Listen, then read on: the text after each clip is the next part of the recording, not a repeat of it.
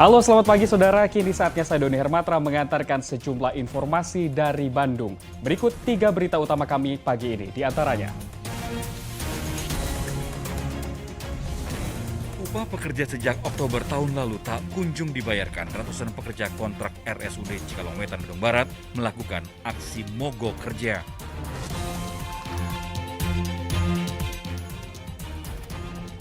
Seorang tersangka kasus premanisme ditemukan tewas dalam kamar mandi di sel tahanan Mapolres Sumedang.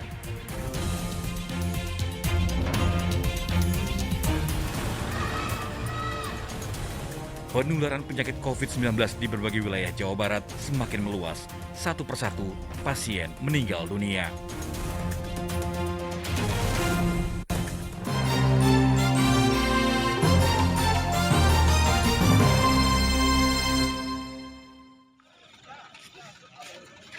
Kecelakaan sepeda motor terjadi di Jalan Raya Manonjaya, Kabupaten Tasikmalaya. Akibat kecelakaan, 2 orang meninggal di tempat, sementara 2 lainnya terluka. Awalnya motor dari arah timur ngebut, lalu menabrak motor dari arah barat. Benturan yang cukup keras terdengar oleh warga sekitar. 4 korban sempat dibawa ke puskesmas, tetapi 2 tidak terselamatkan.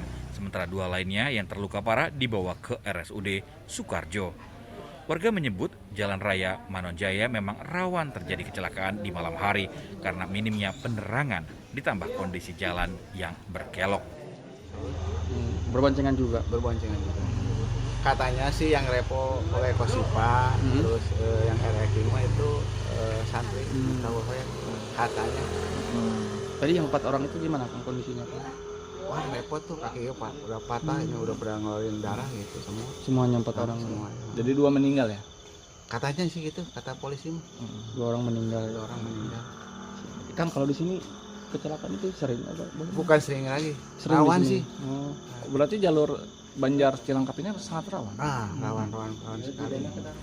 Kasus kecelakaan ini telah ditangani Satlantas Polres Tasikmalaya. Eko Setiabudi melaporkan dari Kabupaten Tasikmalaya.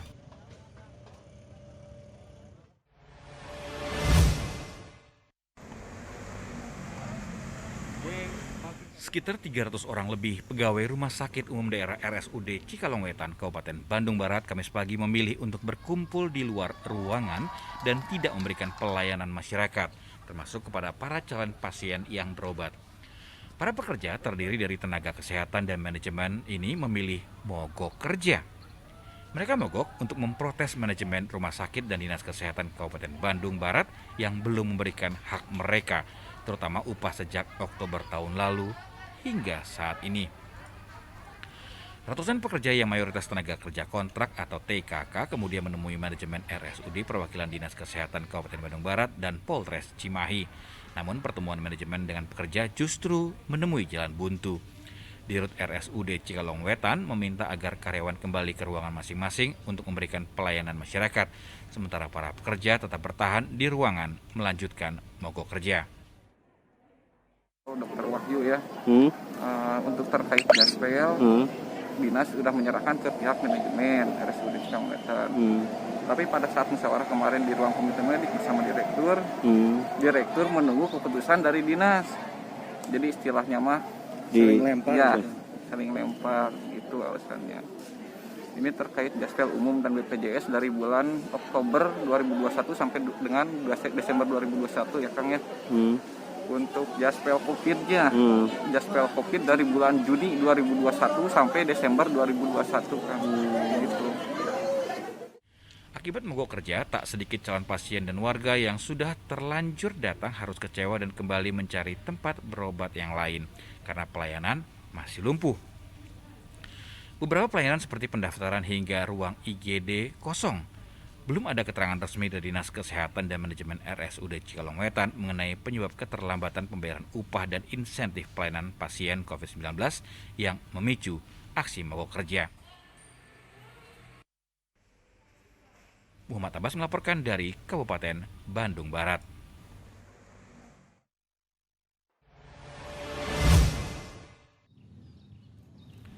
Upacara peringatan Hari Jadi Garut ke-209 di alun-alun kota Garut Rabu lalu diwarnai kejadian yang tak terduga.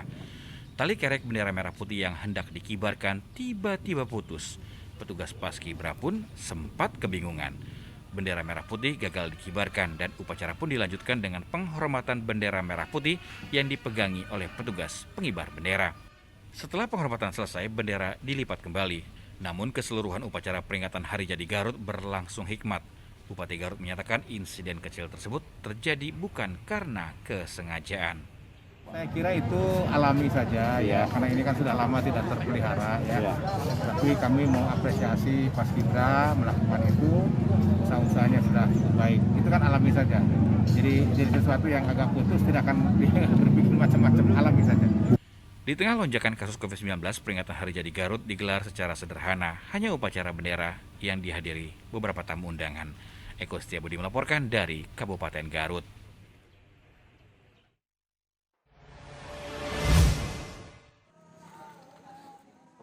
Seorang tersangka kasus premanisme ditemukan tewas di dalam tahanan Mapolres Sumedang Rabu lalu. Tersangka bernama Iit, warga Dusun Damur, Desa Pasir Najung, Kecamatan Cimanggung, ditemukan tewas Rabu pagi dalam kamar mandi di ruang tahanan Mapolres. Adik tersangka yang ditemui di rumah duka mengaku kaget mendengar kabar kakaknya tiba-tiba meninggal dunia dalam tahanan. Inisial Tiannya nggak ada kekerasan apa-apa sih. Kata polisi meninggalnya di dalam bak gitu teh atau gimana? Nggak bilang gitu sih, cuman ke air doang bilangnya gitu. Entah masuk ke bak entah gimana ya nggak tahu ya. Di kamar mandi ya, cuman bilang gitu aja. Untuk mengetahui penyebab kematian, jenazah Iit diotopsi di rumah sakit sebelum disemayamkan dan dimakamkan di TPU Desa Pasir Nunjung. Polres Sumedang menyatakan almarhum adalah tahanan titipan Polsek Cimanggung yang terjerat kasus premanisme Sabtu pekan lalu. Ditemukan yang bersangkutan ada di kamar mandi dalam posisi terduduk. Untuk itu dilakukan olah TKP dan pemeriksaan petugas jaga oleh pihak Propam, termasuk juga dilakukan visum awal. Dari hasil visum sementara tidak ditemukan adanya bekas kekerasan di tubuh korban. Polisi masih menunggu hasil otopsi untuk memastikan penyebab kematian. Agun Gunawan melaporkan dari Kabupaten Sumedang.